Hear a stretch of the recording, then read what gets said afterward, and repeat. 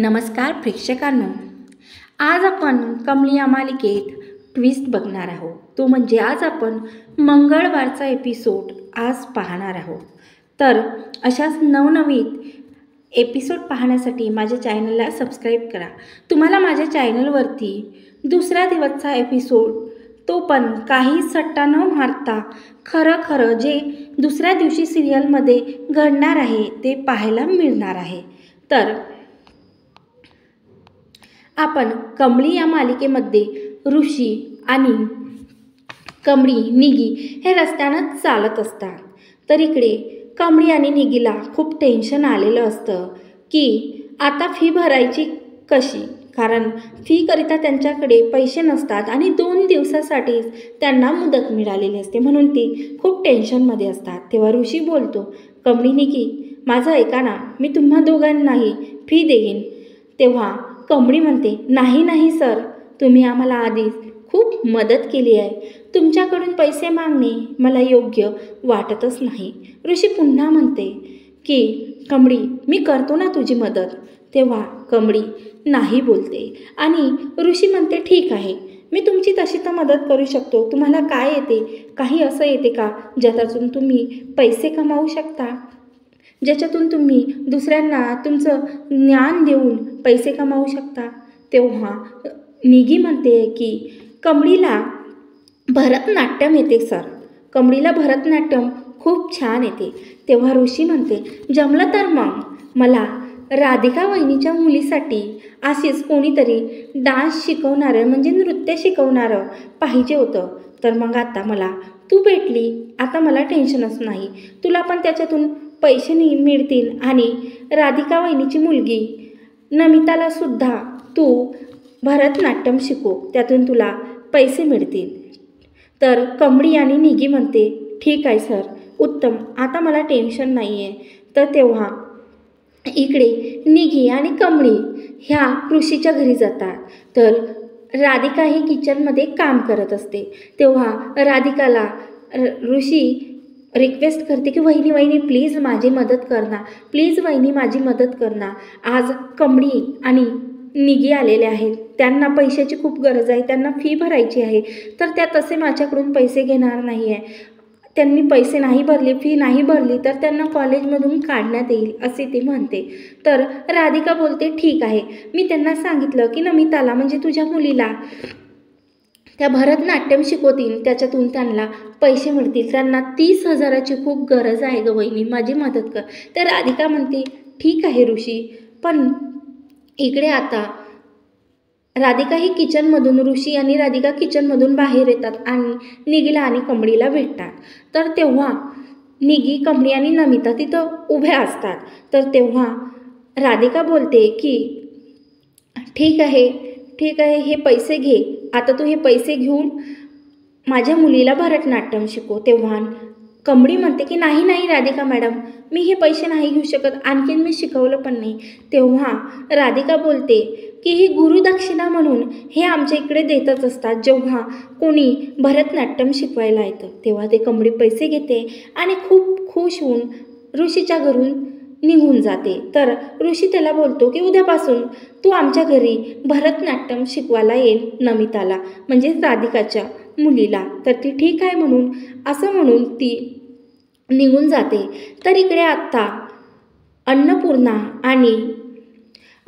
ही सदाशिवला soup पाजत असते. तेव्हाच तिथं येते अनिकाची आजी म्हणजे कामिनी आणि म्हणते की काय चाललंय तुमचं, काय चाललं, का रडत आहात तुम्ही? तुम्हाला साईन करता येत नाही का? निदान तुला जे वाटतंय ते लिहा आणि दाखवा कामिनी. तेव्हा अन्नपूर्णा म्हणते, माझ्याकडे आमच्या भावावर तुझ्या इतकीच ताकद आहे. डॉक्टर इंद्रजित म्हणाले ना की जर स्वतः काही करण्याचा प्रयत्न करेल तर लवकरात लवकर बरा होईल. तर लिहूही शकत नाही आहे, दाखवूही शकत नाही आहे, काहीच करू शकत नाही, नुसतं बसलेला असतं, असं ती अन्नपूर्णाला म्हणते. तेव्हा अन्नपूर्णा तिला ओरडून म्हणते की गप्प बस कामिनी, जास्त बोलू नको आणि तू निघून जा इथून. आणि तेव्हा कामिनीही निघून जाते. तर इकडे आता निगी आणि कमळी ह्या फी भरण्यासाठी कॉलेजमध्ये आलेल्या असतात. त्या अनिकाला समजते की त्यांच्याकडे फी भरण्यासाठी पैसे आलेले आहेत, म्हणून ती अनिकाची एका मैत्रिणीला पाठवते आणि त्यांना ऑफिस बंद आहे असं म्हणून सांगायला जाते. तिची मैत्रीण म्हणते, अनिकाच्या मैत्रीण, निघे कमळे कुठं चालल्या गं? अगं आम्ही पण 2 तास झाले वाट बघतोय, पण आज ऑफिस बंदच राहणार आहे असं आम्हाला सांगण्यात आलं, म्हणून तुम्ही नका जाऊ ऑफिसकडे, आता ऑफिस बंद आहे.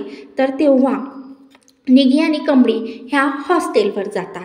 हॉस्टेलवर गेल्यानंतर निघी आणि कमळी ह्या झोपतात.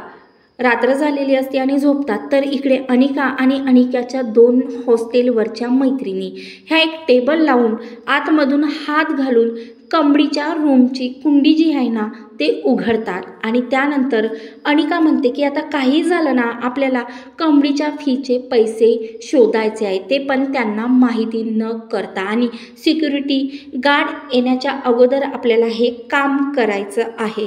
त्या अगोदर आता लवकरात लवकर आपल्याला पैसे शोधायचे आहे. त्या खूप शोधतात, त्यांना पैसे मिळत नाही. तेव्हा अनिकाला देवाच्या फोटोसमोर एका डब्यामध्ये काहीतरी असल्याचं जाणवते. तेव्हा ती शोधत असताना त्या डब्यात त्यांना पैसे दिसतात.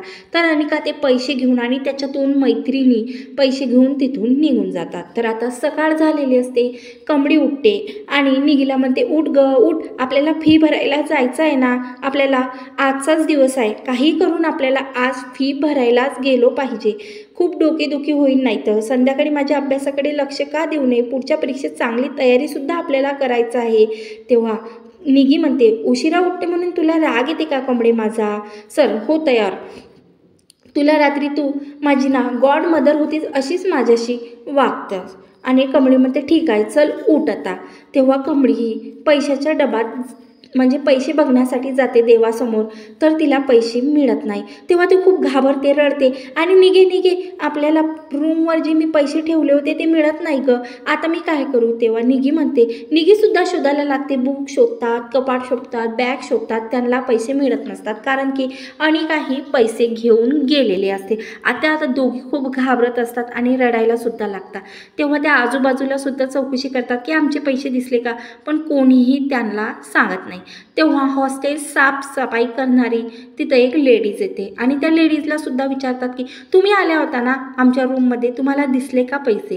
तेव्हा ती म्हणते की माझ्यावर काही संशय असेल तर मी घेतलेले नाही आहे, माझे काम झाले आहे आणि तुम्हाला माहीत नाही की हे वसतिगृह चोरीने भरलेलं आहे, तुम्ही तुमचे पैसे नीट ठेवायला पाहिजे ना, तुम्हाला पैसे फी भरायची होती तर नीट ठेवायचं ना, आता जर तुम्ही फी भरली नाही तर तुम्हाला कॉलेजमधून हाकलून लावण्यात येणार, असं ती काम करणारी बाई निघीला आणि कमळीला म्हणते.